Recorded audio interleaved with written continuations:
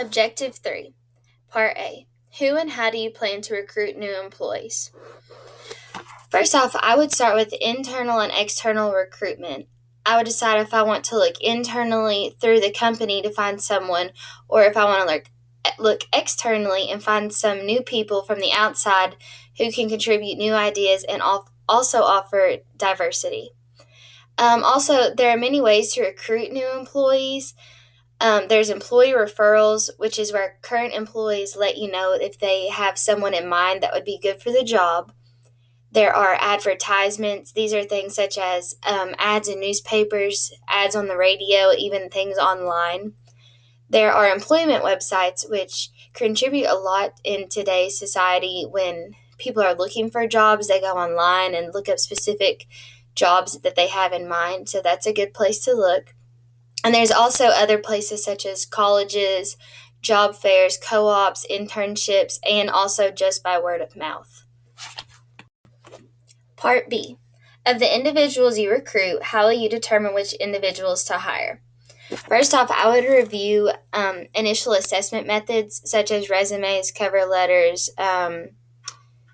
letters of recommendation, background checks, and go off initial interviews. That will give you a good basic of what people are like, and first impressions are everything. So if you have an interview with someone, that can even help you sway in your decision making. I would also look at their KSAOs, which is knowledge, skills, abilities, and other characteristics. And then I would form a selection plan to help describe the KSAOs. Then I would look at their level of education. If there's two candidates who seem to both have the same skills and one has a degree and the other one does not, that could be a big deciding factor. The fact that someone did get a 4-year degree, that means a lot nowadays.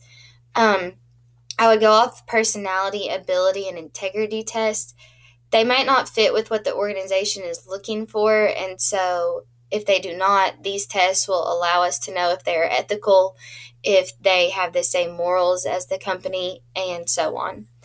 And if all applicants are equally qualified, a random selection is a good choice, because then you don't have to worry about favoritism, because everyone gets a fair chance. And in an article by Curtis Odeman, he states that in addition to specific credentials, recruiters are seeking to find candidates who possess intangible qualities, which means that they're looking for more nowadays, more than just, they have this skill. They need to know that these people are able to communicate with other people. They can work well with coworkers. They can take direction well from their bosses. There's a lot more that goes into just what people put down on paper and say they're able to do that can help them do the job. Part C. Which incentives and practices would you like to utilize to help build relationships with all employees to ensure they stay with the organization? First off, I would use extrinsic and intrinsic rewards. Inadequate compensation and benefits are powerful drivers of employees when it comes to employee turnover. You have to reward people in the way that they want to be rewarded. What would be good for someone may not be good for someone else.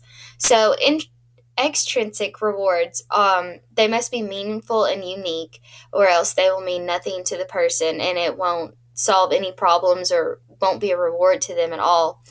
They must match individual preferences. Not everyone is the same. Link the reward to retention behaviors and link reward to performance. So based off the employee's performance, that is what you need to go off of. Then there's intrinsic rewards, and those assign employees to jobs that meet their needs. They provide clear communication with employees, design a fair reward allocation system. Supervisors need to provide a positive environment and provide programs to enhance work-life balance. And in the Academy of Management Journal states that development jobs experience is related to increased advancement of potential by boosting employees' pleasant feelings.